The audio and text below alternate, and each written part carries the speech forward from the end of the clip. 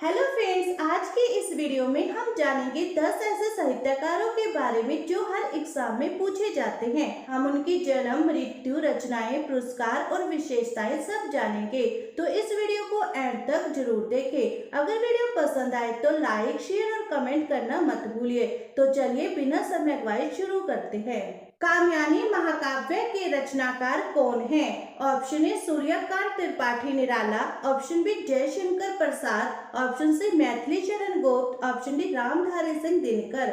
सही आंसर है option B Jaishankar Prasad. Jaishankar Prasad का जन्म 30 जनवरी 1889 को वाराणसी में हुआ था। इनकी मृत्यु 15 नवंबर 1937 को वाराणसी में हुई थी। इनकी मुख्य रचनाएं कामयानी, आंसू, झरना, गीत फरोश है। इनको मंगला प्रसाद प्रदोषित पुरस्कार महाकाव्य कामयानी के लिए मिला था।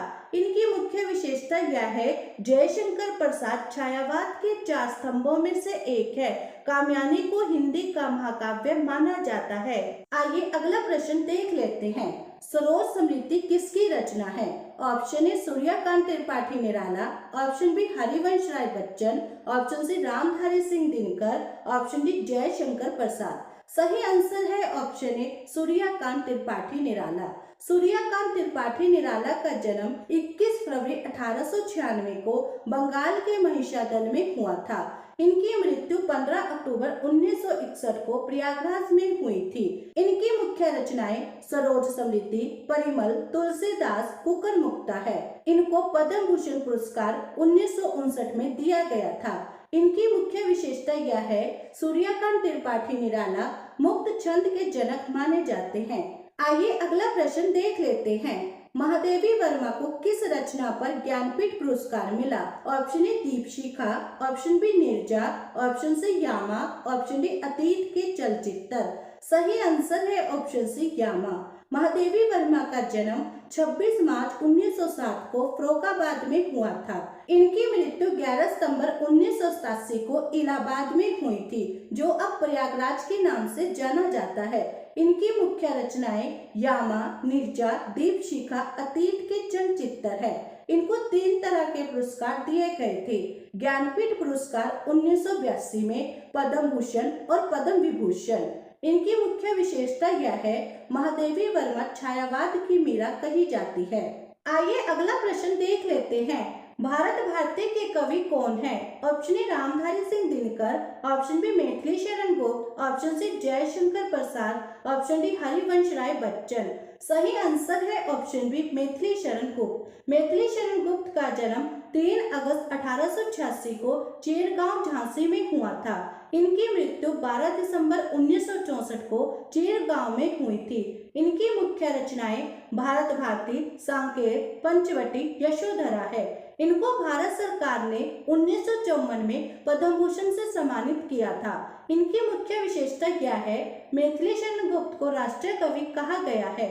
इन्होंने खड़ी बोली को काव्य की भाषा बनाने में योगदान दिया। आइए अगला प्रश्न देख लेते हैं। रामधारी सिंह दिनकर को उर्वशी पर कौन सा पुरस्कार मिला? Option A Padma Vibhushan, option B Sahitya Akademi, option C Jnanpith पुरस्कार, ऑप्शन डी नोबल। सही आंसर है ऑप्शन सी ज्ञानपीठ पुरस्कार। रामधारी सिंह दिनकर का जन्म 23 सितंबर 1908 को सिमरिया गांव, बिहार में हुआ था। इनकी मृत्यु 24 अप्रैल 1974 को दिल्ली में हुई थी। इनकी मुख्य रचनाएं रेशमरथी, उर्वशी, परशुराम की प्रतीक्षा है। इनको 2 तरह के पुरस्कार दिए गए थे। पद्म भूषण पुरस्कार 1959 में, ज्ञानपीठ पुरस्कार 1972 में। ज्ञानपीठ पुरस्कार इनको उर्वशी के लिए मिला था। इनकी मुख्य विशेषता यह है, रामधारी सिंह दिनकर वीर रस के कवि माने जाते हैं। इनको आधुनिक भारत के राष्ट्रीय कवि भी कहा जाता है। आइए अगला प्रश्न देखते हैं। मधुशाला किसकी रचना है?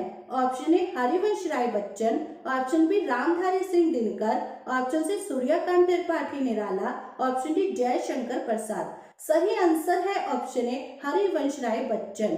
हरिवंश राय बच्चन का जन्म 27 नवंबर 1907 को प्रयागराज में हुआ था।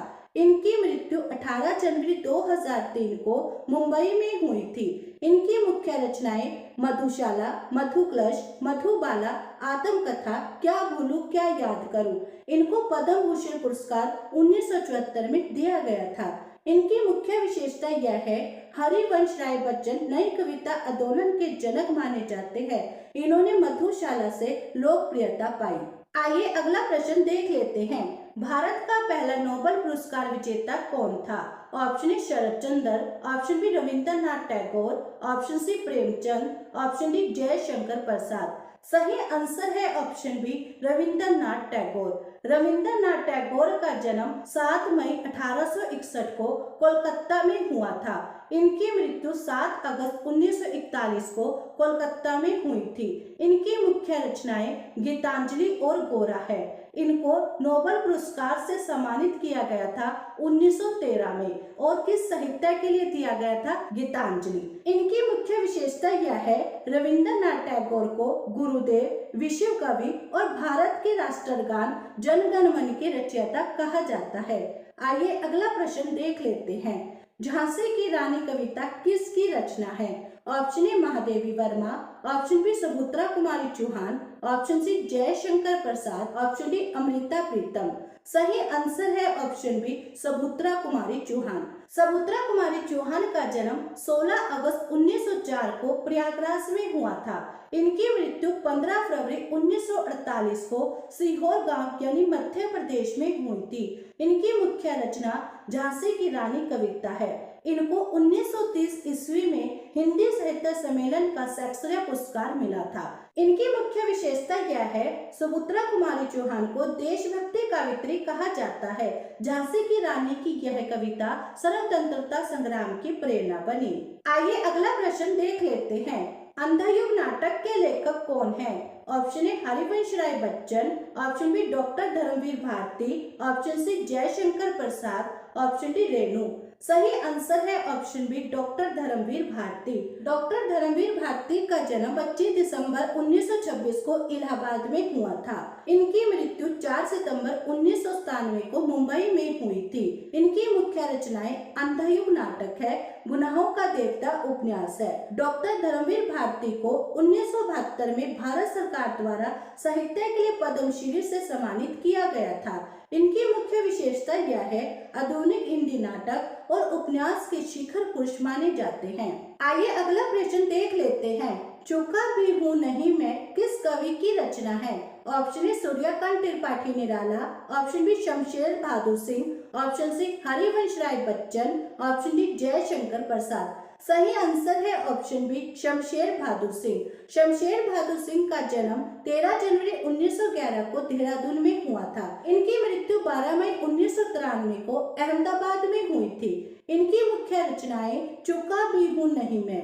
इनको साहित्य अकादमी पुरस्कार 1978 में दिया गया था। इनकी मुख्य विशेषता यह है, शमशेर बहादुर सिंह प्राकृतिकशील और प्रयोगवादी कवि माने जाते हैं।